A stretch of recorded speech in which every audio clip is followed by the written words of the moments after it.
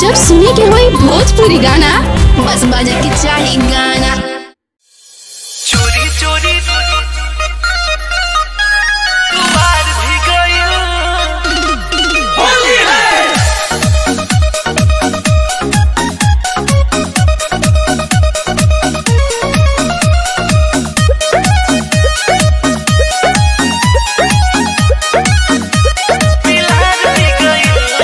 चोरी चोरी रात के दुआर भी गइल।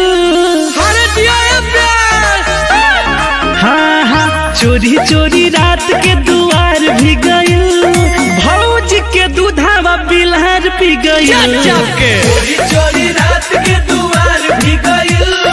भौज के दूधावा बिलहर पी गइल। चोरी चोरी रात के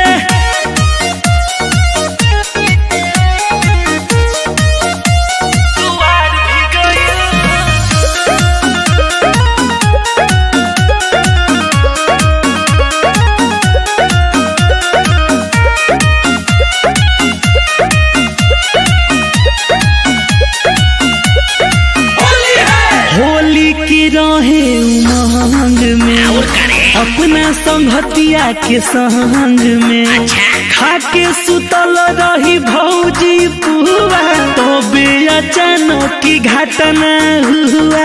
अरे क्या क्या हुआ घटना, जरा विस्तार में बताओ।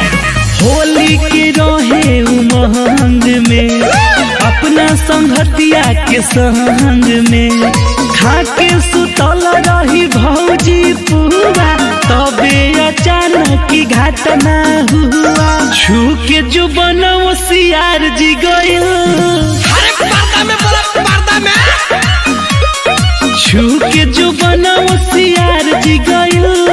भौज के दूधावा बिलहर पी गइल। चोरी चोरी रात के दुआर भी गइल। भौज के दूधावा बिलहर पी गइल। चोरी चोरी रात में साला पी के जी गई।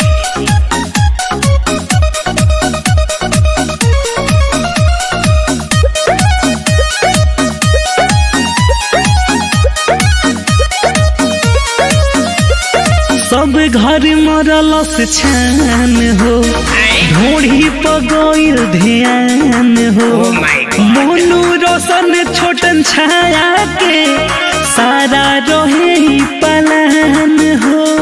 साला बड़का बिला रहे करे।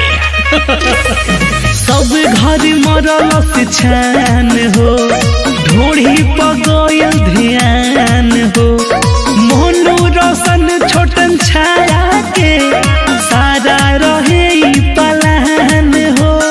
होलिया के मजा बरियार हो गइल। हाँ हाँ होलिया के मजा बरियार हो गइल। भौज के दूधावा बिलहर पी गइल। चोरी चोरी रात के दुआर भी गइल। भौज के दूधावा बिलहर पी गइल।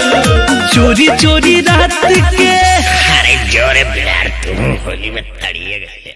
चोरी चोरी रात के दुआर भी गइल। भौज के दूधावा बिलहर पी गइल।